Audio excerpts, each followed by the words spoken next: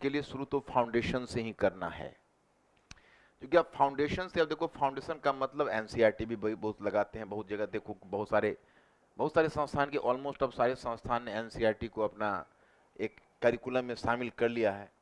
परिणाम यह हुआ कि बच्चे एनसीईआरटी ही पढ़ते रह जाते हैं, शुरू तो करते हैं परंतु समाप्ति नहीं करते। किसी से पूछो क्या भाई, तो मैं एनसीईआरटी पढ़ रहा हूँ, एनसीईआरटी पढ़ रहा हूँ, और धोखे से आपके कोई क्लोजेस्ट रिलेटिव आ गए घर पर और एनसीईआरटी की पुस्तक रखी देख ली, तो कहेंगे अरे मेरा बेटा तो 9th क्लास में पढ़ता है, वो स्कूल में वो भी यही पढ़ता है, तुम भी दिल्ली में आके यही पढ़ते हो, तो बेहतर है घर लौट जाओ। हालांकि एनसीईआरटी बेसिक समझ के लिए बहुत बढ़िया है, लेकिन वहां भी एक लोचा ये है कि एनसीईआरटी के चैप्टर्स ऐसे नहीं लिखे हुए हैं कि एक चैप्टर से दूसरे चैप्टर में कनेक्टिविटी बन सके। तो जो खेल आगे दूसरे, एनसीईआरटी में थोड़ा सा ये है कि चूंकि बेसिक लेवल का होता है तो समझने में थोड़ा आसानी होती है, और इसलिए कोई बच्चा अगर एनसीईआरटी पढ़ता है तो उसको लाभ मिलना ही मिलना है, मैं उसको डिस्करेज नहीं करता हूं। लेकिन अगर वो यह समझता है केवल एनसीईआरटी पढ़ने से हमारा कॉन्सेप्ट क्लियर हो जाएगा, तो even there is the mistake in, तुम एनसीईआरटी के बुक्स को उठाकर देखो तो सारे चैप्टर्स अलग अलग होते हैं। तो अब अलग अलग होते हैं तो अब एक चैप्टर पढ़ के जब दूसरे चैप्टर पर मूव करोगे तो कनेक्टिविटी नहीं बनती। कनेक्टिविटी बनाने के लिए तुमको फिर थिंकिंग क्रिएचर होना पड़ेगा, तुमको उस तरह से चैप्टर को अपने दिमाग में सेट करना पड़ेगा पढ़ने के टाइम में कि तुम्हारे दिमाग में कनेक्टिविटी बन सके। तो वो चीज लोग कर नहीं पाते हैं, वो कला जानते नहीं है। हमने यूपीएससी के फील्ड में पहले तो ऑप्शनल पेपर में, अब तो जनरल स्टडीज में भी मैंने इसी रूप में एक नया इनोवेशन किया है कि बच्चों की समझ विकसित हो। आपको एनसीईआरटी के लेवल से ही मैं नीचे से फाउंडेशन स्टार्ट करूंगा, इवन बिलो एनसीईआरटी, लेकिन आपको फिर चलना पड़ेगा अपर लेवल पर जो यूपीएससी का क्वेश्चन का जो रैंक है, तो वहां तक आपको खींचने में टाइम थोड़ा हमें ज्यादा देना पड़ता है, आपको थोड़ा सा टाइम ज्यादा देना पड़ेगा। लेकिन कहावत आपने सुनी होगी कि देर आए मगर दुरुस्त आए, क्योंकि अगर आप एक बार तैयारी करने में चूक जाते हो तो फिर आप फाइबर प्लान में फंस जाओगे, क्योंकि बिना मेंस की तैयारी किए हुए प्रीलिम्स में जाओगे तो प्रीलिम्स फेल करने के बाद फिर पूरा का पूरा टाइम वहीं लग जाता है, और फिर जब दोबारा आप तैयारी के लिए आओगे तो देखोगे गलत साइकिल में फंस गया, क्योंकि फिर प्रीलिम्स फेल करने के बाद 1-2 महीने लोग गम गलत करते रह जाते हैं, और फिर जब मेंस शुरू करते हैं तो फिर प्रीलिम्स का टाइम आ जाता है। तो उनको लगता है कि भाई प्रीलिम्स ही ठीक से देखूं, या फिर प्रीलिम्स से इतना डर जाते हैं कि उनकी पूरी एनर्जी प्रीलिम्स पर ही रह जाती है। लेकिन चारों तरफ देखो तो एक भय का वातावरण है प्रीलिम्स, और होना भी चाहिए, लेकिन उस भय का निवारण प्रीलिम्स की तैयारी नहीं है, उस भय का निवारण मेंस की ही तैयारी है। ये ठीक है, मैं मानता हूं कि कुछ फैक्चुअल क्वेश्चन उसमें दिए जाते हैं, लेकिन जब उस फैक्चुअल क्वेश्चन की गारंटी नहीं है तो हम उस फैक्चुअल क्वेश्चन को पढ़ के कैसे प्रीलिम्स क्वालिफाई कर सकते हो सकता है कि आप 1 लाख फैक्ट्स पढ़ें, पता चले कि वहां 40 फैक्ट्स ऐसे हैं जो उस 1 लाख में कहीं नहीं। वो तो रात में जुगनू पकड़ने वाली बात हो जाएगी कि आप अगर 50 जुगनू पकड़ेंगे तो दूसरा उड़ता हुआ चला जाएगा। तो कहोगे कि भाई तो फिर प्रीलिम्स क्वालिफाई करने का सीक्रेट क्या है? तो ऑप्शनल पेपर जब था तो हम उसको आराम से इस फॉर्मूला को अडॉप्ट करते थे। सी सेट के प्रति रिपल्सन का भाव है, और मुझे लगता है कि यूपीएससी में क्वालिटी कम ही हुई है जब से सी सेट इंट्रोड्यूस हुआ है ब्यूरोक्रेट्स के रूप में। हमें नहीं लगता कि अच्छे ब्यूरोक्रेट्स यूपीएससी को मिल रहे हैं। इसको तो गुड सेंस प्रिवेल करता और फिर ऑप्शनल को दोबारा रिस्टोर कर देता तो that could have been better, but ये बहुत ही एम्बिशियस प्लान है। ऐसा संभव नहीं लगता कि प्रीलिम्स में वो ऑप्शनल को फिर रिस्टोर करेंगे, लेकिन हाँ सी सेट को हटा सकते हैं इन फ्यूचर। और उसमें मुझे लगता है कि हिंदी मीडियम के बच्चों को थोड़ा कल्याण ही होगा इससे, क्योंकि हमें नहीं लगता कि सी सेट कोई अच्छा लाभ दिया। जिस उम्मीद से यूपीएससी ने इंट्रोड्यूस किया था वो यूपीएससी का अभिप्रेत पूरा नहीं हुआ। तो आप अगर मेंस में पहले फाउंडेशन को क्लियर कर लेते हो और तब प्रीलिम्स में तुम थोड़ा सा जैसे ऊपर से फाउंडेशन को क्लियर करने के बाद जब तब तुम तथ्य को प्रीलिम्स में देखते हो तो फिर कनेक्टिविटी बनेगी। उसका फायदा मिलेगा कि आपके पास जो मल्टीपल चॉइस क्वेश्चंस आएंगे तो मल्टीपल चॉइस क्वेश्चंस आप आसानी से उसके बाद कर सकते हो, क्योंकि तुम अनुमान लगाओगे अगर ऐसे में ऐसे हुआ तो ऐसे में ऐसे हुआ, तो इसका मतलब है सी आंसर होना चाहिए। तो प्रीलिम्स का जो क्वेश्चन सॉल्व होता है, एक टॉपर ने बहुत अच्छा बहुत ईमानदारी से कमेंट किया था, मुझे बड़ी खुशी हुई प्रीलिम्स के नेचर के बारे में, कि हम उसमें 25% क्वेश्चन जानते हैं, 25% क्वेश्चन नहीं जानते, और शेष 50% क्वेश्चन का आंसर मतलब 25% जानते हैं, 25% नहीं जानते हैं, और शेष 50% क्वेश्चंस का आंसर जानते भी हैं और नहीं भी जानते हैं।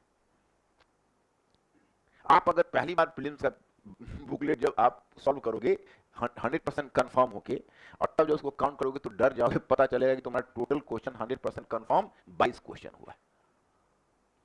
तब सेकेंड राउंड में जाओगे तो उसको 52 तक लाने के लिए आपको बहुत रिस्क कवर करना पड़ेगा, 50+ ले जाने के लिए। तो वहीं पर कॉन्सेप्ट काम आता है। इस सीक्रेट को नहीं समझ पाते। मुझे नहीं लगता कि यूपीएससी में जो वर्षों से पढ़ा रहे हैं वो भी, जो वर्षों से पढ़ रहे हैं वो भी, आप, हम ये नहीं कहते कि आपको मैं 100% क्वालिफाई कराने की गारंटी लूंगा, ये तो संभव ही नहीं है। अगर ऐसा होता तब तो मैं इंसान से बढ़कर भगवान बन जाता।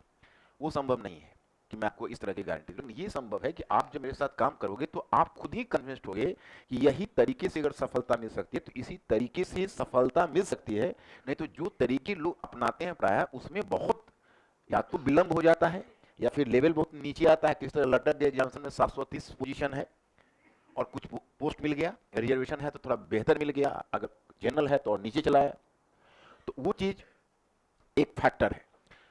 और ऊपर लेवल पर आईएएस में जाने वाले कभी कभी, आपने पिछले साल देखा ही, तो वो क्या होता है कि आईएएस के रैंक में जाने में कभी कभी लाले पड़ जाते हैं। तो ये माध्यम की समस्या नहीं है, यही समस्या है कि आज की तारीख में यूपीएससी चैलेंजिंग हो गया, उस चैलेंज को हम लोगों को पूरा करना है। ये तो जनरल यूपीएससी की बात रही। अब मैं एक बात बताता हूँ, हिस्ट्री आपके हिंदी माध्यम में सबसे सुटेबल सब्जेक्ट है।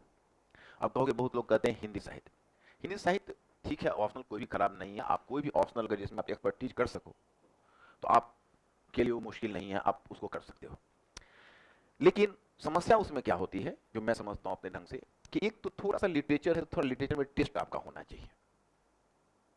लिटरेचर में अगर टेस्ट नहीं होता है तो फिर आपको मन ही नहीं रमेगा। आप कविताएं पढ़ोगे, ये पढ़ोगे, तो उसमें भी लोग कहते हैं कम कम नहीं, हम तो इंग्लिश लिटरेचर में रहा है, इंग्लिश लिटरेचर में बहुत सीरियस स्टूडेंट रहा हूँ, मुझे जितना हिस्ट्री से प्यार रहा है उससे कम लिटरेचर से प्यार नहीं रहा। तो इसलिए हम लिटरेचर के बहुत सारे इन्स एंड आउट्स को जानते हैं, और लिटरेचर बहुत अच्छी चीज होती है ये भी जानते हैं। मुझे खुद खुद बहुत मन रमा। लेकिन मैं अधिकांश बच्चे को अपने ही बैच में देखा कि केवल क्रेज के कारण लिटरेचर, इंग्लिश लिटरेचर तो ले लिया, लेकिन बाद में चलकर इसलिए उलझ गया कि उसको रुचि ही नहीं जलती थी। अब हम लोग के साथ हिस्ट्री में था एकदम, वो भी टॉपर के लिए पोजीशन को फाइट करता था, 2-4 बच्चों में टॉपर रैंक के लिए कंपटीशन होता था, उसमें वो भी एक दाई था। लेकिन हम लोग का जो सब्सिडियरी में इंग्लिश लिटरेचर था उसका भी तब इंग्लिश लिटरेचर को क्रॉस लग जाता था, तो वहाँ हम लीड ले जाते थे। तो हमने एक पूछा कि यार तुम तो इतना अच्छा हिस्ट्री जानते हो, तुम इंग्लिश लिटरेचर में ऐसा क्यों परफॉर्म करे? क्योंकि इंग्लिश मीडियम में ही लिखता था तो ऐसा लैंग्वेज का तो कोई प्रॉब्लम नहीं था, क्योंकि हिस्ट्री भी इंग्लिश मीडियम में ही लिखा जाता था, उस समय मैं भी लिखता था, वो भी सबको इसी में लिखते थे। तो उसने कहा कि एक्चुअली फूल खिलते हैं और भौरे मर्राते हैं, उसे देख के हमें कुछ होता नहीं, मैं क्या करूं? जब सेली का, जैसे अब जॉन किट्स का पढ़ते थे हम लोग, ओटवे नाइटिंगेल, तो भाव विभोर हो जाते थे, टीचर ही भाव विभोर, हम लोग भी क्लास में भाव विभोर हैं, और वहां पर बैठा हुआ ऐसे देख रहा है जैसे रो पड़ेगा। हमने पूछा क्या हुआ, तो हमको फीलिंग्स ही नहीं आती है थोड़ा भी उसमें। तो एक लिटरेचर में थोड़ा सा फीलिंग्स वाली बात हो जाती है, उसमें अगर आपका इंसाइट नहीं है, अगर आप उसको नहीं टेस्ट कर सकते हो तो वो आपको एक मुश्किल आ जाएगी। दूसरी बात होती है कि अधिकांश बच्चे होते हैं उनको वर्तनी संबंधी मिस्टेक होता है, तो बाकी विषयों में तो एग्जामिनर माफ कर सकते हैं, उसमें माफ नहीं कर सकते। और तीसरी बात है कि जीएस में कोई डायरेक्ट कंट्रीब्यूशन है नहीं उसका। अगर है तो आपका कोई भी एक विषय है नॉर्मली इधर ह्यूमैनिटीज का, तो उसका जीएस में एक खास एरिया को पकड़ रहा है। हिस्ट्री में आपको जनरल स्टडीज में 2 फायदे हैं। एक फायदा आपका ये है कि डायरेक्ट ही मान लीजिए आप प्रीलिम्स में चाहे कोई भी सेगमेंट का इधर उधर आप तो देखते हो, प्रीलिम्स में ज्योग्राफी का क्वेश्चन कोई बहुत कम कर दिया, इकोलॉजी इन्वायरमेंट से 11 क्वेश्चन डाला है और इधर ज्योग्राफी का क्वेश्चन कम कर दिया है, आपने देखा होगा। और कभी साइंस का क्वेश्चन ज्यादा कर देता है, इकोनॉमी का क्वेश्चन कभी बढ़ा देता है, कभी कम कर देता है। लेकिन हिस्ट्री का क्वेश्चन आप देखोगे 15 से 18 तक हर साल रहेगा, 15 to 18 का जो वेरिएशन है। पिछले साल तो 22 क्वेश्चन थे, 22।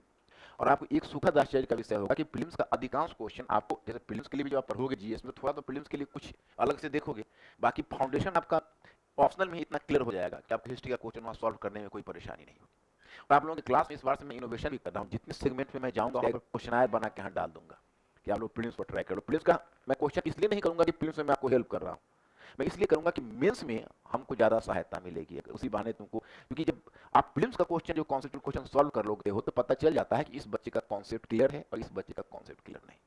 जैसे पिछली बार तुमने देखा कि मिड लेवल में, अब हम लोग क्या करते थे पहले, जब मैं प्रीलिम्स में हिस्ट्री के बच्चे को पढ़ाने जाता हूँ, मेंस में तो ठीक है एरिया बंधा हुआ है, उस एरिया में हम कॉन्फिडेंट रहते हैं कि बच्चे हमारे क्वेश्चन कर लेंगे। प्रीलिम्स में डर ये लगा रहता है कि इन बच्चों को उतना ही पढ़ाऊं जितना ऑप्शनल वाले को पढ़ाता हूं, तभी प्रीलिम्स का क्वेश्चन पकड़ पाए। और उसने हम पढ़ा नहीं सकते, जनरल स्टडी में कोई भी नहीं पढ़ा सकता, बल्कि बच्चा भी पढ़ने के लिए नहीं तैयार होगा उतने लंबे टाइम तक, और क्यों क्यों पढ़े, सवाल ये खड़ा होता है।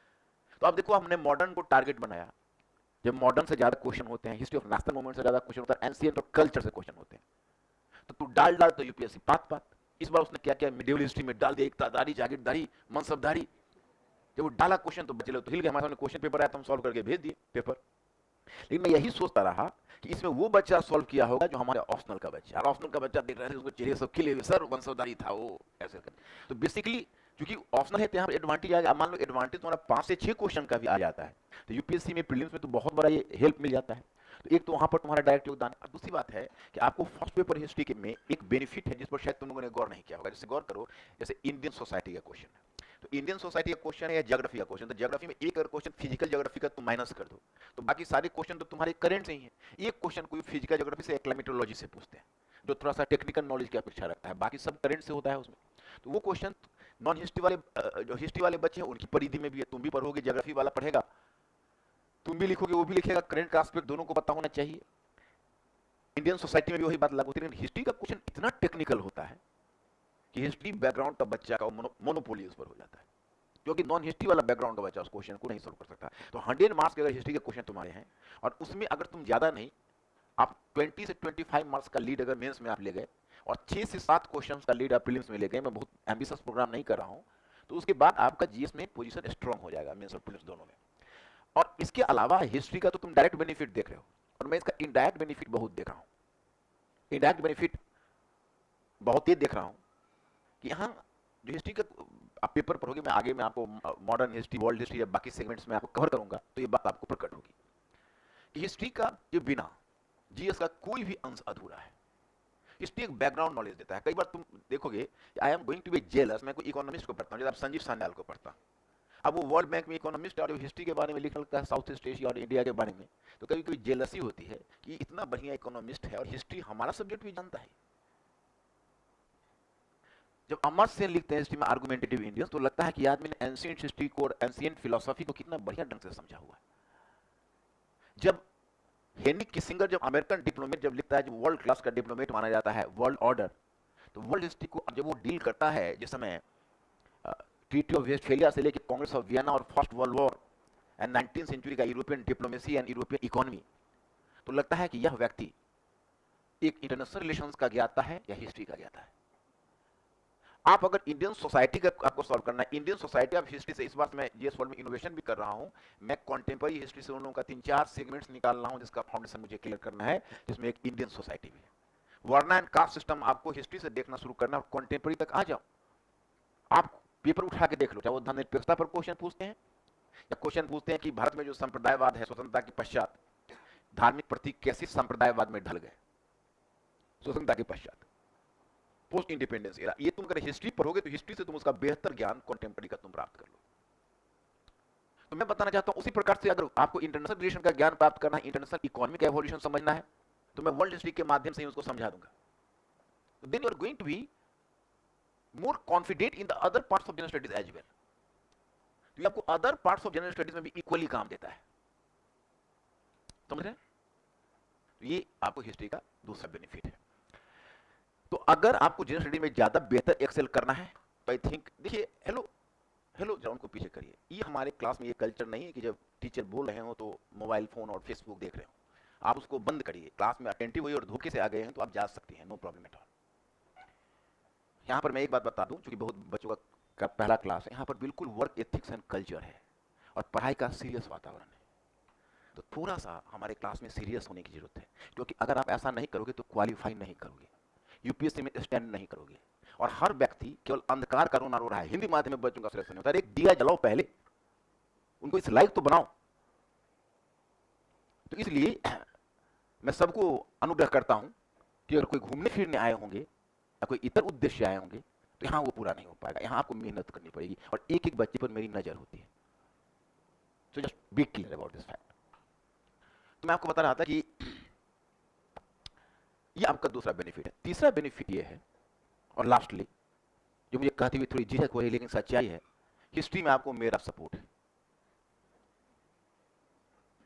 और मेरा सपोर्ट का मतलब है कि मेरी क्लास करने के बाद जिस बच्चे को हिस्ट्री समझ में नहीं आया, वो समझिए कि अब उसके लिए रास्ता ही क्लोज है।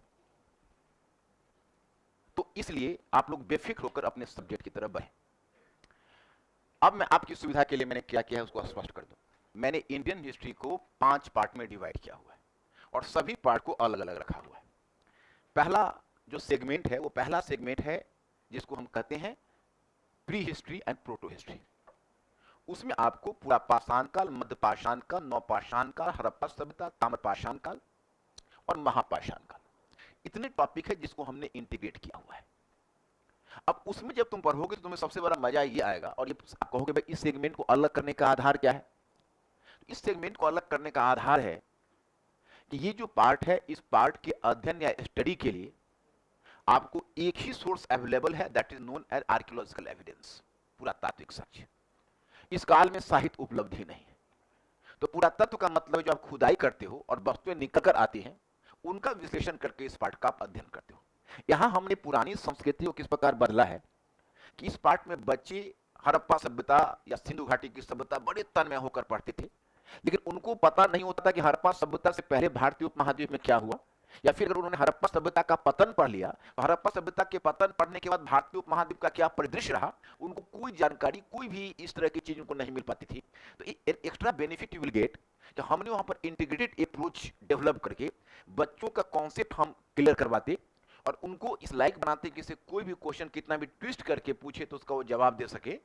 और वह है कि वह हड़प्पा सभ्यता के बैकग्राउंड में नवपाषाण काल, ताम्रपाषाण काल की क्या भूमिका है और फिर हड़प्पा सभ्यता के पतन के बाद भारतीय उपमहाद्वीप का क्या परिदृश्य है, क्या दुनिया समाप्त हो गई या दुनिया चलती रही। तो ये चीज मैं आपको पूरे इंटीग्रेटेड कवर करवाता हूं। फिर ये सेगमेंट हमारा समाप्त हो जाता है, उस सेगमेंट को मैं छोड़ देता हूं। मेरा दूसरा सेगमेंट ये बड़ा सेगमेंट है और थोड़ा सा आप कह सकते हैं कि वाइडर सेगमेंट है और इस सेगमेंट में वैदिक काल, बुद्ध काल, मौर्य काल, मौर्योत्तर काल, गुप्त काल, गुप्तोत्तर काल और पूर्व मध्य काल। पूर्व मध्य काल वैसे नाम से आपको ऐसा लगता होगा कि जो पूर्व मध्य काल है उसमें मध्य शब्द दिया हुआ है, तो मध्य शब्द अगर दिया हुआ है तो आप बिल्कुल बेफिक्र रहिए। ये मध्य देने के बावजूद भी इसमें जितनी भी प्रवृत्तियां हैं वो सारी प्रवृत्तियां एंशिएंट से जुड़ी हुई है। इसलिए अगर हम अलग करके पूर्व मध्य काल से खंड को अलग करते तो पूर्व मध्य काल से बच्चों को समझ में नहीं आता, क्योंकि हमको सारा रेफरेंस पीछे की तरफ देना पड़ता। इसलिए हमने उसको एंशिएंट से ही जोड़ा हुआ है और वो मेरा दूसरा खंड नंबर 2 है। मैं जब खंड नंबर 2 में घुसता हूं तो वैदिक काल के बाद बुद्ध काल तक तो मैं बच्चों को एंट्री दे देता हूं, क्योंकि मुझे लगता है कि पीछे के रेफरेंस से एक चैप्टर तो संभाल देंगे इनको, लेकिन उसके बाद मैं किसी को बीच क्लास में एंट्री नहीं देता, क्योंकि मैं जानता हूं कि मैं फिर इंटीग्रेटेड अप्रोच उनको डेवलप नहीं करवा पाऊंगा। फिर हम आते हैं तीसरे खंड में। अब तीसरा खंड मेरे विचार से दूसरा खंड से तुमको ज्यादा इंटरेस्टिंग लगेगा और यह खंड है सल्तनत काल और मुगल काल। और इसको तुम कहोगे ये आप पर्शियनेट वर्ल्ड है। पर्शियनेट वर्ल्ड का मतलब है कि मध्य एशिया और पश्चिम एशिया से आक्रमणकारियों का एक जत्था आया है, जो पहले अरब आए थे, फिर तुर्क आए और तुर्क के बाद मुगल आए, और उनका इंडियन स्टेट से, इंडियन पॉलिटी से, इंडियन इकोनॉमी से, इंडियन कल्चर से इंटरेक्शन हुआ। और जिसको तुम मध्यकालीन भारत कहते हो या मुस्लिम इंडिया कहते हो, उस काल में जो भारत की में प्रशासनिक संरचना में, आर्थिक संरचना में, सामाजिक संरचना में, सांस्कृतिक संरचना में जो परिवर्तन आया वो खंड बिल्कुल अलग पड़ जाता है। इसलिए मैं खंड खंड से पढ़, क्योंकि देखो मेरा पूरा जो प्रोसेस है लगभग 6 मंथ्स का होता है, तो उसमें दिक्कत यह है कि एक बार हम शुरू करके फिर 6 मंथ्स के बाद जाए तो यहाँ तो बच्चे वेटिंग करते ही रह जाएंगे। तो उसको मैंने एक साइंटिफिक तरीका बता दिया है कि एक एक खंड में मैं बच्चों को लेता हूँ, लेकिन अगर कोई सल्तनत वाले खंड को छोड़ दिया तो मुगल वाले खंड में आएगा तो उसको मैं एंट्री नहीं दूंगा। अब उसमें कभी कभी मजबूरी हो जाती है, कहते हैं कि सर हमको अमुक एग्जामिनेशन है, सर हम सल्तनत देख लेंगे या वीडियो रिकॉर्डिंग हम देख लेंगे, हमको प्लीज आप मुगल वाले खंड में बैठने दीजिए। कई बार ऐसा रिक्वेस्ट करते हैं क्योंकि उनका कहीं एग्जाम हमको कुछ समझ में नहीं आ रहा है मुगल, तो उनके रिस्क पर हम एंट्री दे देते हैं, लेकिन मैं अपने स्वेच्छा से उसमें मैं प्रवेश नहीं करने दूंगा। और तब आपका नेक्स्ट वन खंड, चौथा खंड आता है मॉडर्न हिस्ट्री का। और मॉडर्न हिस्ट्री को भी मैंने 2 खंड में बांटा हुआ है। एक खंड में बांटा हुआ है उपनिवेशवाद। उपनिवेशवाद का मतलब है कि ब्रिटिश शासन स्थापित हुआ और ब्रिटिश ने भारत के राजनीतिक, प्रशासनिक, आर्थिक और सांस्कृतिक ढांचे में अपने औपनिवेशिक हित के अनुसार किस प्रकार के परिवर्तन लाए, ये पूरा खंड ही अलग हो जाता है। और पांचवा खंड होता है आपका राष्ट्रवाद और स्वतंत्रोत्तर भारत।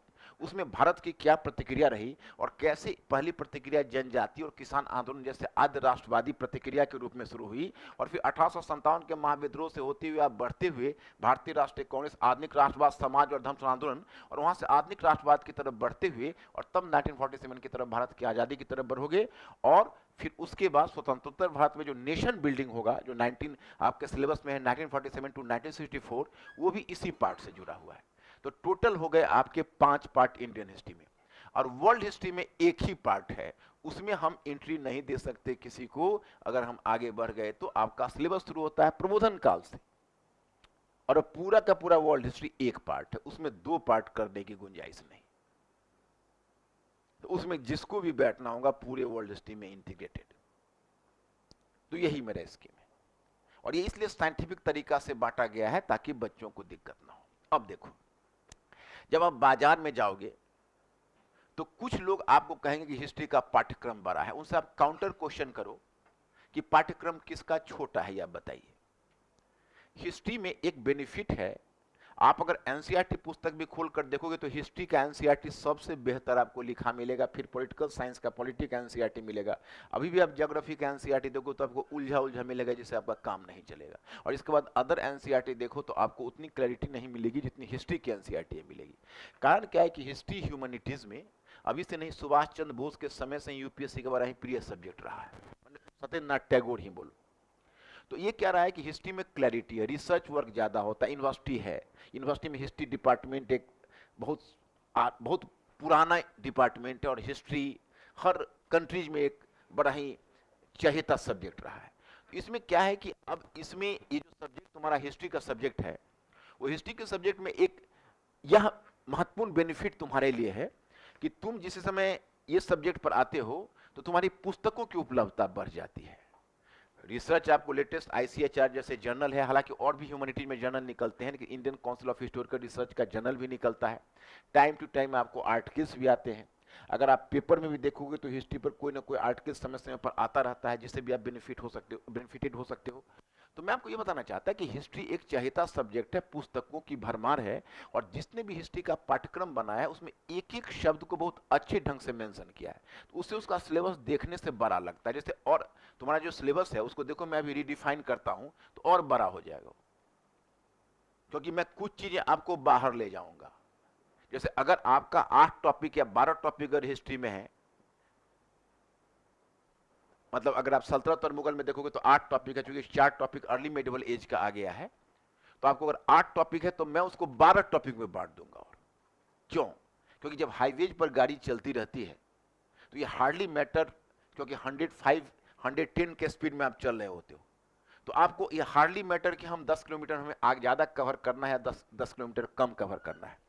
मेरा मानना है कि आप लोगों के आंखों पर एक पट्टी पड़ी होती है, घूंघट होता है, खिड़की बंद है, खिड़की को खोलने के लिए पहले बैकग्राउंड नॉलेज देना होता है। अब सल्तनत और मुगल ही है, वो कितना इंटरेस्टिंग है उसको अभी मैं सिलेबस डिफाइन करके आपको बताता हूं, आपको क्लियर हो जाएगा। अब हम सिलेबस की चर्चा करेंगे, आपको क्लियर हो जाएगा। तो मैं आपको यह बताना चाहता कि उस समय आपको टॉपिक अलग अलग डिफाइंड है, इसलिए साइज बड़ा लगता है, रियलिटी में वो बड़ा नहीं, और इतनी अस्पष्ट है चीजें कि आपको कम समय में हिस्ट्री तैयार हो जाएगा। बाकी में अगर आप एक टॉपिक को एनालाइज करोगे तो भानुमति के पिटारा की तरह टॉपिक के अंदर से टॉपिक निकलना शुरू हो जाता है। तो इसलिए इस गलतफहमी में आप मत रहना कि सिलेबस बड़ा है छोटा है, आप बिल्कुल और बहुत ही सूटेबल सब्जेक्ट है। बस इसका पढ़ने का तरीका है, हमने इसके साइंटिफिक तरीका खोज रखा है, आपको कोई समस्या नहीं है। सबसे पहले मैं आपको चेंजेज की जानकारी करवाऊंगा। आप चेंजेज की जानकारी करवाऊंगा, आप देखो मैं सिलेबस भी एनालाइज करते हुए आगे बढ़ता हूं। आप उठाइए कलम।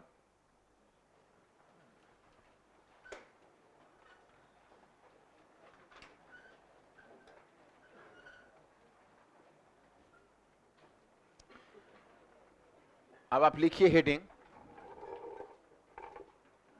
मध्यकालीन भारत।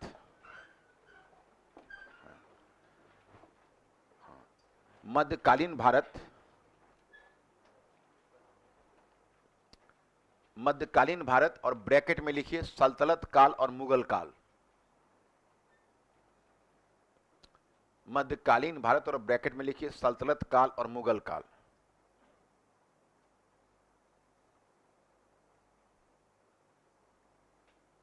हाँ, अब देखो, मैं अभी पहले पाठ्यक्रम पर नहीं आ रहा हूं, पाठ्यक्रम पर डायरेक्ट आऊंगा। अब देखो, अब पाठ्यक्रम आपका शुरू होता है तुर्की शासन की स्थापना। ओके, तो आपका पाठ्यक्रम शुरू होता है तुर्की शासन की स्थापना, और तुर्की शासन की स्थापना आप देखोगे मोहम्मद गोरी, तुर्की शासन की स्थापना तथा तुर्की आक्रमण का भारतीय समाज पर प्रभाव, यहां से आपका सिलेबस शुरू होता है। लेकिन मोहम्मद गोरी भारत में आया, तुर्की शासन की स्थापना हुई, उससे पहले महमूद गजनी उत्तर पश्चिम में आ चुका है, उससे पहले भारत में अरब आक्रमण हो चुका है। मैंने इस बात को इसलिए महसूस किया कि मैं जब खुद स्टूडेंट लाइफ में था तो मुझे एक बहुत कड़वी सच्चाई पता चली, और वह यह कि ज्यादा जानना सरल होता है और थोड़ा जानना बहुत कष्टकर है। थोड़ा जानने में न कॉन्फिडेंस आता है, न याद रहता है, न दिलचस्पी जगती है विषय में। तो जब आप अपने सिलेबस से आरंभ करोगे तो आपके साथ समस्या होगी कि यार ये इस्लाम कब आया था, मोहम्मद पैगंबर भी क्या तुर्क थे? नहीं, वो तो अरब थे। ये अरब वाले कौन थे? इस्लाम आया कैसे? इस्लाम बाकी जितने धर्म है उससे इस्लाम अलग कैसे है? मन में एक बोझिल बोझिल सा, चूंकि इस्लाम की जो आज की तारीख में तस्वीर उभरती है वो बड़ा विद्रूप तस्वीर लोग उभारते हैं। तुम्हारी नई पीढ़ी के दिमाग में इस्लाम का जब नाम आता है तो कहीं ना कहीं फिदायीन, आतंकवाद और बम ब्लास्ट आने लगता है, धार्मिक कट्टरता आने लगता है, ट्रिपल तलाक आने लगता है, निकाह हलाला याद आने लगता है। तो तुम्हारी नई पीढ़ी के दिमाग में इस्लाम की एक बड़ी गलत तस्वीर आ जाती है, क्योंकि तुम इस्लाम से वाकिफ ही नहीं हो। तो पहले हम इस्लाम आया कैसे अरब क्षेत्र में, अरब क्षेत्र कौन था, ये अरब वाले कौन थे? इस्लाम आया तो जितने धार्मिक पंथ थे उस धार्मिक पंथ से इस्लाम किस प्रकार अलग था? मोहम्मद पैगंबर ने जब ये पंथ चलाया तो जितनी भी आप धार्मिक गुरु देखोगे वो केवल धार्मिक गुरु है। हिंदू धर्म को तो छोड़ो, हिंदू धर्म तो पता करना, कि मैं पूछूं कि हिंदू धर्म का धार्मिक गुरु का नाम बताओ, बता पाओगे? पता चलोगे किसका नाम कहूं?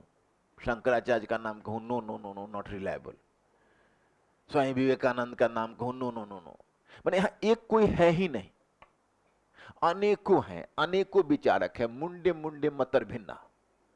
सब हिंदुइज्म को अपने ढंग से परिभाषित, हिंदुइज्म नाम ही अपने आप में गलत है। ये तो ब्रिटिश ने हिंदू संप्रदाय करके सेंसस में हिंदू संप्रदाय शब्द दे दिया। उस समय से लोग समझने लगे अच्छा हिंदुइज्म जैसी कोई चीज है। अन्यथा हिंदुइज्म एज ए सच कहो तो ना तो संप्रदाय एग्जिस्ट करता है और ना एक सेपरेट धर्म एग्जिस्ट करता है, क्योंकि हिंदू धर्म कोई पंथ नहीं है, ये विभिन्न धार्मिक पंथों का समूह है। यह वह महासागर है जिसमें कई सारी नदियां आकर मिलती है। तो यहां पर हम आपको यह स्पष्ट पहले करना चाहेंगे, भाई इस्लाम तो बाकी जो धर्म है उसमें धार्मिक गुरु अलग थे। अब तुम वैदिक धर्म को देखो, हिंदू धर्म नहीं है, वैदिक धर्म अलग है। तो वैदिक धर्म को देखो, वो मतलब हिंदू धर्म का एक पार्ट है। वहां पर देखो कि ब्रह्म का वाहक ब्राह्मण और क्षत्र का वाहक क्षत्रिय कहलाए। और तुम अगर ईसाई धर्म में देखोगे या ईसाई यूरोप में देखोगे तो जो पोप हैं वो धार्मिक प्रधान हैं और वहां के जो शासक है वो राजनीतिक प्रधान है। तो जितने भी धार्मिक पंथ में राजनीतिक प्रधान और धार्मिक प्रधान अलग अलग हैं। लेकिन क्या ऐसी बात हो गई कि इस्लाम में मोहम्मद पैगंबर ने जब मदीना में इस्लामी राज्य की नींव डाली तो उन्होंने अपने आप को धर्म गुरु के साथ साथ राजा भी घोषित कर दिया, और इस्लाम में राजनीतिक प्रधान और धार्मिक प्रधान दोनों एक ही व्यक्ति हो गए? वह क्या ऐसी चीज थी? क्यों? फिर चलिए, पैगंबर मोहम्मद ने मदीना और मक्का पर कब्जा किया। पैगंबर मोहम्मद को क्यों संघर्ष करना पड़ा? इस्लाम कैसे संघर्षशील है? इस्लाम आक्रामक कैसे बना? अगर पैगंबर मोहम्मद महात्मा बुद्ध और महावीर की तरह होते तो आज इस्लाम धर्म का नाम, इस्लाम पंथ का नाम विश्व में कोई नहीं जान पाता, क्योंकि it was in the very inception Islam could have been crushed with the iron hand. लेकिन थैंक्स टू पैगंबर मोहम्मद जिसने पॉलिटिकल पावर गेन किया और पहले पॉलिटिकल पावर के माध्यम से इस्लाम को बचाया उसको भ्रूण हत्या होने से, और तब वो आगे बढ़े। अब जो अरब आक्रमणकारी है, तो एक बात तो समझ सकते हो कि एक बार क्या हुआ था कि एक बार कोई मतलब लड़ाकू व्यक्ति अगर साधु भी बन जाता है तो कई बार पता चलता है कि साधुगिरी में कमंडल लेकर ही वो झगड़ा शुरू कर देता है। तो अरब वाले बेसिकली थे ट्राइबल्स, संघर्षशील, ऊंट पालते थे, हथियार बंद होकर चलते थे, आपस में उनकी तकरार होती थी। इस्लाम का उद्भव जिन परिस्थितियों में हुआ, हम बताएंगे कि उस समय अरब क्षेत्र ट्रेडिंग एक्टिविटीज का केंद्र हो गया था। अब ट्रेडिंग एक्टिविटीज का केंद्र क्यों हो गया था वो भी कारण मैं बताऊंगा कि तुम लोगों को मैं मानचित्र पर जब अरब क्षेत्र पर थोड़ा सा नजर तुम डालोगे तो पता चलेगा। जैसे अरब क्षेत्र जिसको आज कहते हो, तो उसमें तुम केवल इतना करो कि तुम अरब सागर की तरफ पीठ मोड़ के खड़े हो जाओ, तो तुम्हारे दाएं हाथ पर आ जाएगा फारस की खाड़ी और बाएं हाथ पर आ जाएगा लाल सागर। तो दक्षिण में आप ऐसे मानकर चलो, और उसके आपके नाक के सामने होगा भूमध्य सागर, और भूमध्य सागर, लाल सागर, फारस की खाड़ी और अरब सागर के बीच का जो भूमि खंड है वही है अरब क्षेत्र। और आप अगर गौर से देखोगे तो आपको पता चलेगा कि वहां से जब आगे बढ़ोगे तो आपको एक जगह मिलेगी मदीना, और सॉरी पहले मक्का मिलेगा, पहले मक्का और फिर मक्का के बाद मदीना, और मदीना सागर के पास है। तो हुआ क्या कि फारस की खाड़ी एक ट्रेड रूट था, तो फारस की खाड़ी के बगल में उधर ईरान जो था, वहां पर एक सासानियन साम्राज्य हुआ करता था, मतलब सॉरी फारस की खाड़ी की मतलब पश्चिम एशिया में। और उधर अगर और तुम पूरब की तरफ जा और भी पश्चिम की तरफ जाओगे तो पूर्वी यूरोप में एक साम्राज्य था, उसका नाम था पूर्वी रोमन साम्राज्य अथवा बीजेंटियन साम्राज्य। तो सासानियन साम्राज्य और बीजेंटियन साम्राज्य के बीच 6ठी सदी में घमासान युद्ध हुआ, जिस कारण से पूरा का पूरा फारस की खाड़ी डिस्टर्ब हो गया। अब जितना ट्रेडिंग एक्टिविटीज थी उसका रोड ही उधर ब्लॉक हो गया, बस पूरा ट्रैफिक घूम गया इधर मदीना साइड में, अरब वालों की चल पड़ी। समझ रहे हो कि नहीं? अब तक लड़ते थे ऊंट पर बैठ के, उत्पादन तो वहां कुछ होता नहीं था, ऊंट का दूध और खजूर। समझ रहे हो इस चीज को? तो अब उनको तो एक बड़ी अपॉर्चुनिटी ट्रेड की मिल गई, लेकिन ट्रेड में एक ही दिक्कत था कि सब वहां पर सब हथियार बंद होकर चलते थे, ऊंट पालते थे और हथियार बंद होकर चलते थे, आपस में लड़ते थे। तो कहीं ना कहीं पैगंबर मोहम्मद ने इस्लाम की एक अवधारणा रखी थी, तो उनका कहीं ना कहीं ये कोशिश थी कि सब जनजातीय धार्मिक पंथ थे, सब जनजातीय थे, सबके अलग अलग देवता थे, अब मूर्ति पूजक भी थे, और आपस में सब लड़ते रहते थे। तो पैगंबर मोहम्मद ने सोचा कि अगर इन सब को एक कॉमन पहचान दे देंगे, एक कॉमन पहचान मुसलमान, तो बहुत अच्छा रहेगा, कम से कम एकता तो आपस में बनी रहेगी। तो खैर इस्लाम धर्म चलाया, लेकिन अब प्रॉब्लम यह था कि बोले एकेश्वरवाद, एक ही ईश्वर है, निराकार ईश्वर है। तो जो मूर्ति पूजा करते थे उनको लगा कि यार ये तो हमारा ईश्वर को ही नकार दिया। तो ऐसा जो धार्मिक मूवमेंट होता है तो उसके विरुद्ध प्रतिक्रिया भी होती है, क्योंकि धार्मिक आंदोलन केवल धार्मिक आंदोलन नहीं होता है। तो पैगंबर मोहम्मद पर अटैक हुआ मक्का में, उनकी जान लेने की कोशिश की गई, तब वो निकल गए मदीना, और मदीना में ही राज्य का निर्माण किया, शक्ति संचय किया। एक बेनिफिट उनको मिल गया कि मक्का वाले से लड़ना उनके लिए आसान था, क्योंकि मक्का वाले व्यापार का ट्रैफिक लेके मदीना के बगल से गुजरते थे। पैगंबर मोहम्मद ने अपनी सेना खड़ी करके उसको लूटना शुरू कर दिया, और जिस समय पैगंबर मोहम्मद ने अटैक करके रास्ता ब्लॉक किया, बस मक्का ने घुटने टेक दिए। पैगंबर मोहम्मद मदीना और मक्का के राजा हो गए 630 में, लेकिन 632 में उनका डेथ हो गया। उस वक्त खलीफा का काल चला है। अब तुमको सोचना यह पड़ेगा कौन ऐसी बात थी कि जब घोड़ी के जिन में तलवार खोसकर इस्लाम की सेना निकली तो उसका मुकाबला करने वाला कोई नहीं था। क्रिश्चियन ग्लोबलाइजेशन तो बाद में आया, सबसे पहले आया इस्लामिक ग्लोबलाइजेशन। अमेरिकी महाद्वीप की तो अभी खोज ही नहीं हुई है, लेकिन अमेरिकी दुनिया माइनस अमेरिकी महाद्वीप, अभी ऑस्ट्रेलिया को भी छोड़ो, न्यूजीलैंड को भी छोड़ो, अंटार्कटिका की तो कल्पना भी मत करो, लेकिन शेष जो एशिया अफ्रीका, मतलब वो भी मुख्य भूमि अफ्रीका का नहीं, तटीय क्षेत्र, अफ्रीका का तटीय क्षेत्र, एशिया और यूरोप, इतना ही लेकर दुनिया थी। और मध्य मतलब एशिया में ही बहुत बड़ा है, मध्य एशिया है, दक्षिण पूर्व एशिया था, दक्षिण एशिया था, पश्चिम एशिया था। ये पूरे पर इस्लाम का कब्जा हो गया। यूरोप के मुहाने पर इस्लाम पहुंच गया, यूरोप के अंदर नहीं जा सका क्योंकि यूरोपीय शक्तियों ने आपस में जोड़कर, और बचा अफ्रीका के तटीय क्षेत्र में इस्लाम फैल गया। तो इस्लाम बन गया दुनिया का धर्म। तो इसी पर एक यही है रिचर्ड एम एटन, अभी एक सप्ताह पहले इनकी बुक फिर निकली है, तो वो मेरे लिए जिज्ञासा का विषय था। आज मैं देख रहा था वही सवेरे, बहुत बढ़िया लिखा है इन्होंने पूरे 1000 वर्षों के इस इतिहास को, जिसमें कि बहुत कैसे कल्चरल इंटरेक्शन हुआ। यही रिचर्ड एम एटन ने तलवार के सिद्धांत का खंडन किया था। उन्होंने कहा, जैसे कहा जाता है कि इस्लाम का प्रसार क्यों हुआ, तो कुछ आलोचकों ने कहा तलवार के माध्यम से हुआ। इस्लाम जहां जहां गई, इस्लाम की सेना ने जीता और इस्लाम धर्म में जबरन धर्मांतरित कर दिया। तो फिर क्वेश्चन यह उपस्थित होता है कि इस्लाम ने अगर तलवार के बल पर धर्मांतरित कर दिया, तो फिर हिंदुस्तान को लो। हिंदुस्तान में, जो इस्लाम की पूरी दुनिया में, हिंदुस्तान एक ऐसा मुल्क है जहां मुस्लिम, जैसे मुस्लिम दुनिया में जहां कहीं भी अल्पसंख्यक के रूप में गए, लेकिन अल्पसंख्यक के रूप में गए परंतु शीघ्र ही वो बहुसंख्यक के रूप में ढल गए। और बहुसंख्यक के रूप में ढलने का कारण क्या हुआ पता है? ढलने का कारण हुआ कि उन्होंने बड़ी तेजी से धर्मांतरण करवा दिया। तो बड़ी तेजी से धर्मांतरण करवा दिया, लेकिन हिंदुस्तान में वो धर्मांतरण नहीं कर पाए। इसलिए हिंदुस्तान एक ऐसा मुल्क था जहां मुस्लिम अल्पसंख्यक बनकर आए और अल्पसंख्यक बनकर ही रह गए, कभी बहुसंख्यक नहीं हो सके। और जिस समय भारत और पाकिस्तान, भारत का विभाजन नहीं हुआ था, उस समय हिंदुस्तान में मुसलमानों की संख्या 25% थी। विभाजन के बाद वो कम होकर 12% हो गई है, लेकिन कभी भी वो 25% से ज्यादा वो जनसंख्या नहीं गई। जबकि अगर तलवार के बल पर ही धर्मांतरण था, तो पूरी दुनिया में अगर तलवार के बल पर उन्होंने धर्मांतरण कराया, तो हिंदुस्तान में क्यों नहीं करा सके? समझ रहे हो कि नहीं? नंबर 1। नंबर 2 कि अब आप हिंदुस्तान का ही कॉम्प्लेक्शन देखो, ज्योग्राफिकल कॉम्प्लेक्शन, तो आपको पता चलेगा कि पंजाब में मुस्लिम बहुसंख्यक हो गए। अगर विभाजन से पहले की बात बता रहा हूं, ज्यादा तो उधर ही गया ना पाकिस्तान, तो लेकिन अच्छी खासी हिंदुओं की भी जनसंख्या रही। तो पंजाब में मुस्लिम बहुसंख्यक हो गए। तो ये बात तो हमें समझ में आती है कि पंजाब में मुस्लिमों को बहुसंख्यक होने का कारण यह था क्योंकि वह सीमावर्ती क्षेत्र था। जब वहां से माइग्रेशन हुआ, तो फिर बहुसंख्यक हो जाना उनका बहुत ही नेचुरल था। लेकिन फिर पूरे उत्तर भारत में वो अल्पसंख्यक रहे, और बंगाल में फिर बहुसंख्यक कैसे हो गए? Are you getting this point और नॉट? अगर तलवार के बल पर वो धर्मांतरण करा पाते, तो पंजाब में अगर उन्होंने तलवार के बल पर धर्मांतरण कराया, तो फिर उनको बंगाल में भी तलवार के बल पर चाहिए था।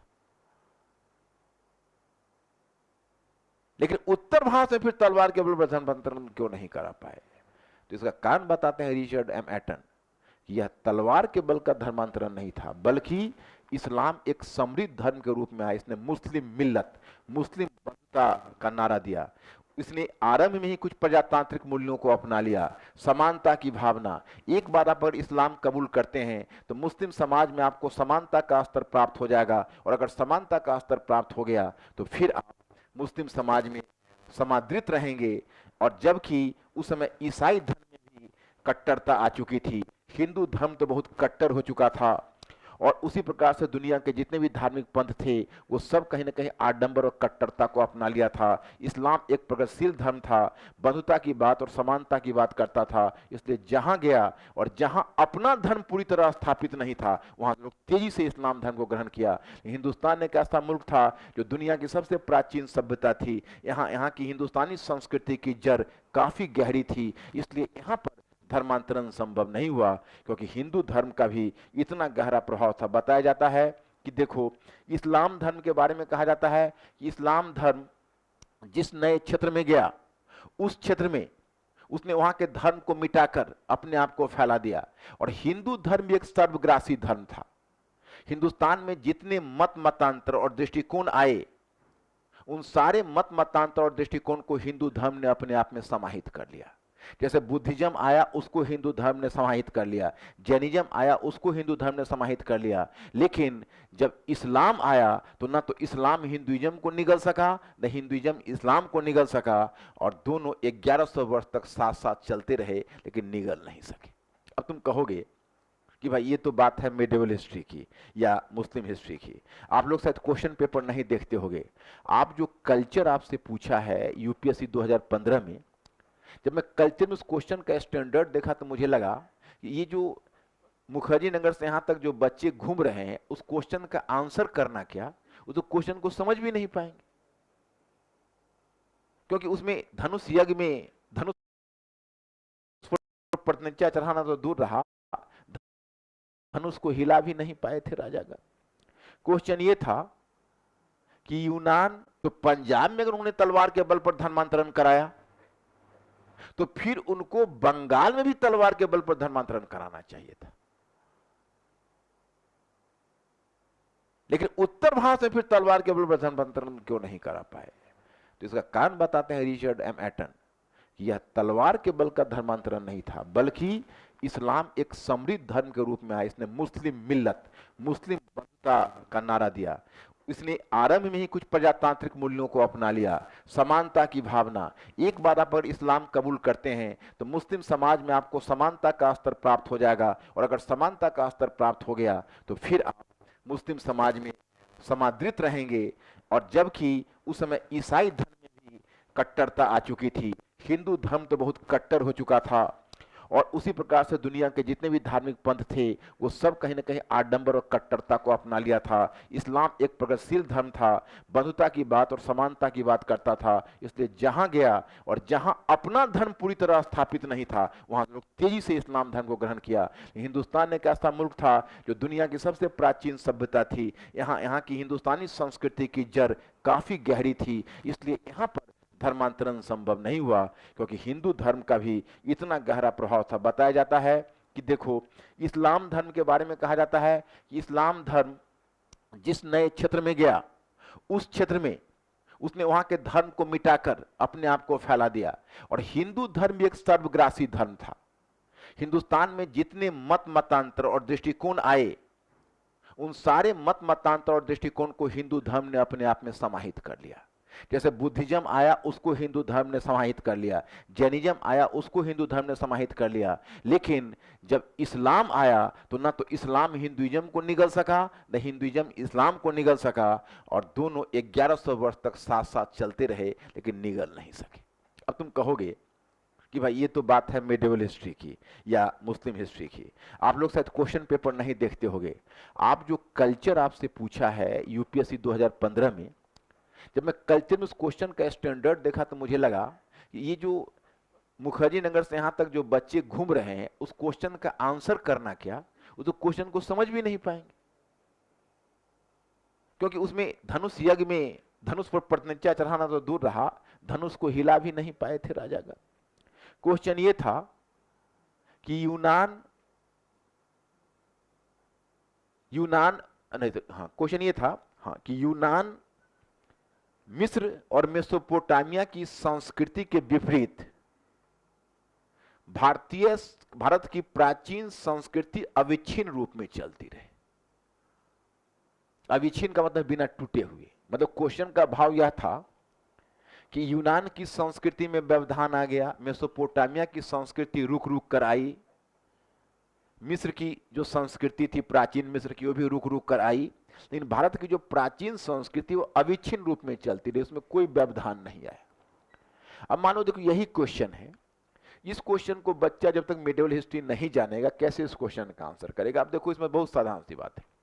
यूनान की जो संस्कृति आई थी, यूनान की जो सभ्यता थी, तो यूनान की सभ्यता यूनान की प्राचीन सभ्यता थी, लेकिन कालांतर में चलकर वो सभ्यता दब गई और उसकी जगह ईसाई संस्कृति हावी हो गई 8वीं सदी के बाद।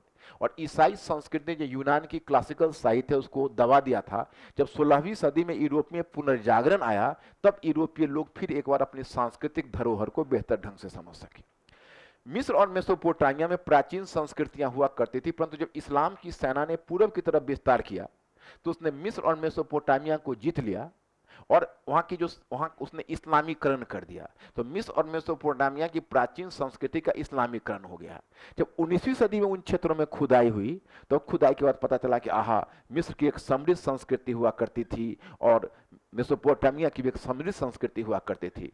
परंतु भारत में अगर आप देखोगे तो हड़प्पा संस्कृति का पतन भी हुआ, तो हड़प्पाई पद्धति भारतीय परंपरा में चलती रही।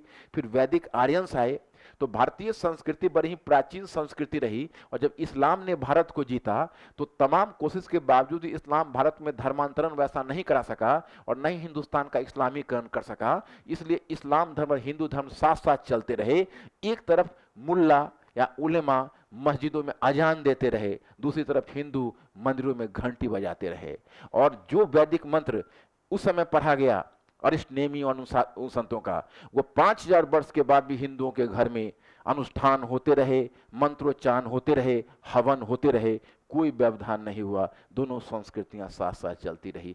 यही चीज वहां लिखना था। अब ये अपेक्षा कर रहा है जीएस के बच्चे से। कोई बच्चा अगर यह हट करता है कि नहीं मुझे नहीं जानना, तो आपको यूपीएससी से हाथ धो लीजिए फिर। और ये जानना कोई मुश्किल थोड़ा है, केवल थोड़ा आपको दिलचस्पी रखने की जरूरत है और आपको समझाने वाला और लिंक करने वाला एक इंसान चाहिए, और आप उसको बढ़िया ढंग से रिवाइज करते हुए चलो। तो केवल यही नहीं होता है कि हम एक विषय समझते हैं, एक विषय की सहायता से हम दूसरा विषय समझते हैं। जब मैंने क्वेश्चन देखा तो उसी समय मुझे लगा कि आह क्या बच्चा लोग इसको लिखा होगा, न यूनान उसको ध्यान होगा, न मिस्र ध्यान, मेसोपोटामिया ध्यान होगा।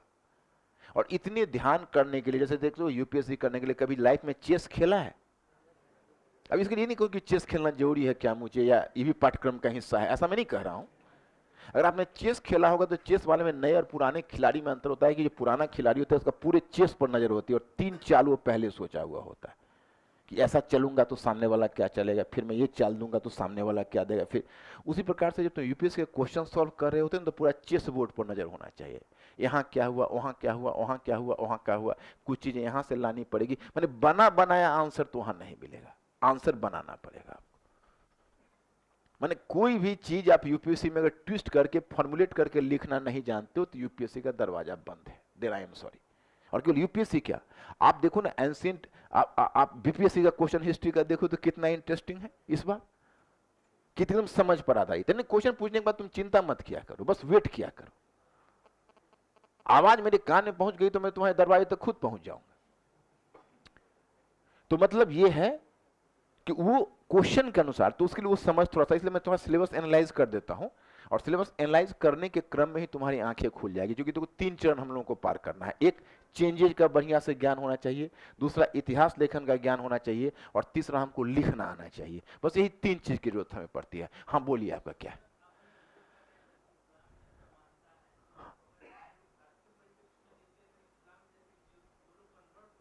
हम्म,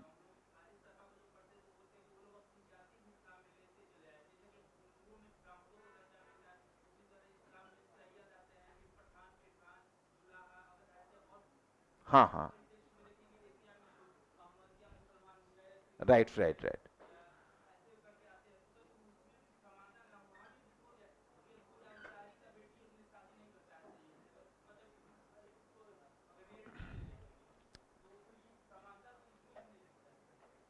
हाँ, आपने बहुत सही कहा, आपने अक्षरशः सही कहा, और आपके मैं इस अंडरस्टैंडिंग का आदर करता हूं।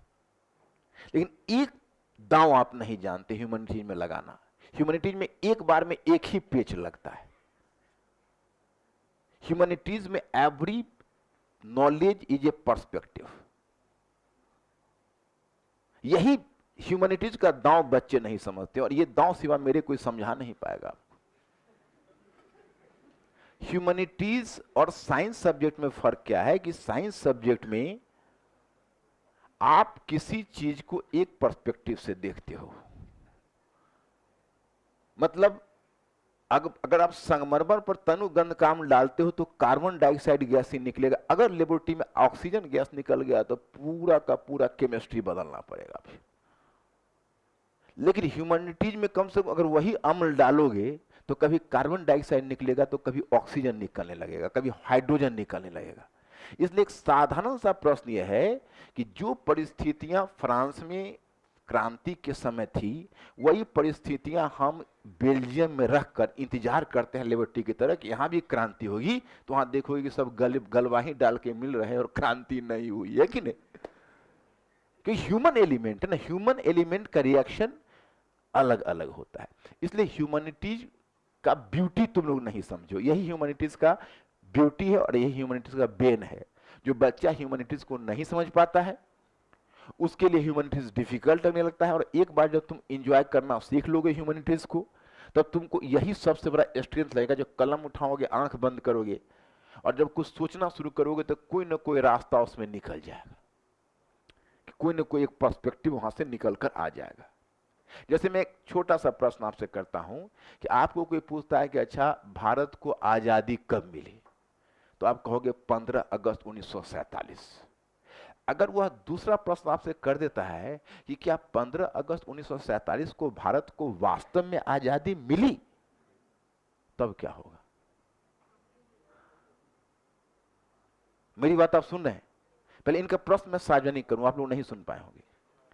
इन्होंने बहुत अच्छी बात कही, और इनके पास मिट्टी है तो मूर्ति बनाना मेरे लिए मुश्किल नहीं होगा। मिट्टी लेके आओ, मैं तुरंत शेप दे दूंगा। यहां तो मिट्टी भी जुटानी पड़ती है, उसको मिला के क्या पहले बनाना पड़ता है, और तब पहले मतलब मिट्टी लानी पड़ती है, ये मिलाना पड़ता है, और तब जिसके पास मिट्टी है उसको शेप देना तो बाएं हाथ का काम है। इनका तर्क यह है कि सर इस्लाम में भी तो जब हिंदू के जब लोग का धर्मांतरण हुआ तो अपनी जाति लेकर आ गए इस्लाम में। इस्लाम में भी अनेक जातियां हो गई, जुलाहा जाति हो गई, फिर उसमें आप देखते हो धुनिया एक अलग जाति हो गई जो कपड़े धुनते थे, सैयद पठान ये सब तो थे ही जो पहले से ही आ रहे थे। तो इस प्रकार से जाति के रूप में छोटी और बड़ी जाति के रूप में आज तुम देखते हो कि ओबीसी का भी दर्जा इस्लाम के अंतर्गत कुछ जातियां हैं जिनको ओबीसी का दर्जा मिला है। तो जाहिर है जाति व्यवस्था। तो इनका तर्क यह है कि सर आपने कहा समानता का भाव था, यहां तो जाति और विषमता आ गई। तो वही मैं बताना चाहता हूं कि अभी हम बोल रहे थे कि भारत को आजादी कब मिली, तब आप अगर दूसरा क्वेश्चन कर देते कि क्या वास्तव में इस्लाम में समानता का भाव था, तब हम वो उत्तर देते जो उन्होंने कहा। उसमें वही ध्यान रखना पड़ता है कि क्या हमसे पूछा जा रहा है, एक समय में हम एक ही बात बोल सकते। अब मान लीजिए किसी के बर्थडे पार्टी में आप गए हैं, तो उसमें तो उसके अच्छे ख्यालात ही सोचने हैं ना। उसमें आप कहना अगर शुरू कर देंगे हाँ पैदा तो हुआ है परंतु 70 वर्ष के बाद तो ये भी मरेगा ही ना, तब तो केक भी मिलने से रहा। तो यही इसमें ह्यूमैनिटीज का यही एक पर्सपेक्टिव होता है। तो जो आपने कहा मेरी बात आप तक पहुंच गई, वह उसका भी इस्तेमाल होगा। ह्यूमैनिटीज में कोई भी चीज ऐसा नहीं। अगर आप कहते हो अब अकबर की धार्मिक नीतियों को आप क्या मानते हो, अच्छा या बुरा?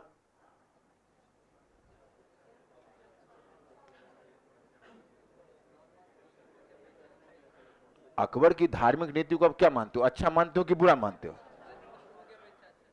किसके अपेक्षा? अपेक्षा, अच्छा। तो तुम थोड़ा बांध के बोल रहे हो, पहले से ही तुम पोजीशन लेके बैठे हो। हम ये नहीं कहते, कुल मिला के अच्छा ही था। लेकिन आपसे यूपीएससी में क्वेश्चन पूछ देगा कि अकबर की धार्मिक नीति का आलोचनात्मक परीक्षण कीजिए, तब कहोगे अरे अकबर में तो कोई खोट हम निकाल ही नहीं सकते। अरे खोट कैसे नहीं निकालेंगे? पहली बात, अब उसमें नकारात्मक सोचना है, आंख बंद करने, ठीक है भाई क्या क्या अकबर में हो सकता है? बोले अच्छा एक है उसमें, एक यह है कि भाई उसने जो उदार धार्मिक नीति अपनाई है, तो कोई ऐसा नहीं है कि अपने मानसिक उदारता का ही परिचायक है उसका, बल्कि उसने अपने राजनीतिक हित के लिए भी तो अपनाई है। उनको राजपूतों का समर्थन चाहिए था, तो कहीं ना कहीं जो धार्मिक नीति में उदारता बढ़ती है उसके लिए साम्राज्यवादी उद्देश्य भी उत्तरदायी है। दूसरी बात है कि वह भी एक उदार शासक होते हुए भी इस्लाम की विशेषता को कहां समाप्त कर पाया और धार्मिक समानता को कहां लागू कर पाया। तीसरी बात यह है कि उसने जब 1579 में 1575 में इरफान हबीब कहते हैं, जब उसके विरुद्ध जब धार्मिक विद्रोह शुरू हो गया था, जगह जगह अकबर के विरुद्ध जब विद्रोह 1579 में जब विद्रोह शुरू हो गया था, तो एक वर्ष के लिए जजिया कर को पुनर्जीवित किया था, जिसको फिर हटा दिया था। और इतना ही नहीं, बल्कि उसने दीन इलाही चलाया, उसका अच्छा पक्ष। लेकिन उसका बुरा पक्ष यह है कि कहते हैं सतीश चंद कि उसने धर्म का उपयोग अपने राजनीतिक हित के लिए करके एक गलत परंपरा की शुरुआत कर दी। आगे इसका फायदा औरंगजेब ने उठा लिया। तो सवाल उठता है कि लिखना क्या है हमें, समझ रहे हो कि नहीं? ह्यूमैनिटीज क्या है, हमको लिखना क्या है, पूछा क्या जा रहा है। क्या अकबर को आप एक महान शासक मानते हैं? ऐसे करके प्रश्न पूछ दिया मान लीजिए, तो पहले हमको त्याग करना है, आर्गुमेंटेटिव क्वेश्चन हमें त्याग करना है कि इसमें सपोर्ट करना है या अपोज करना है।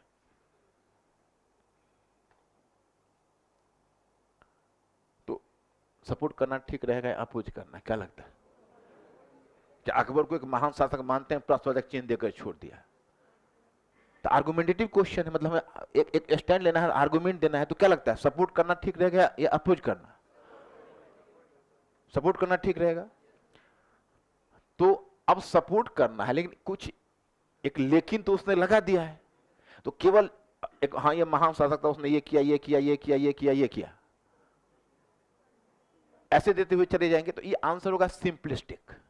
अगर हम ये कर देंगे, अगर ऐसे अगर शुरू कर दें कि अकबर मध्यकाल में पैदा हुआ था और उस काल के राजनीति की अपनी कुछ सीमा थी।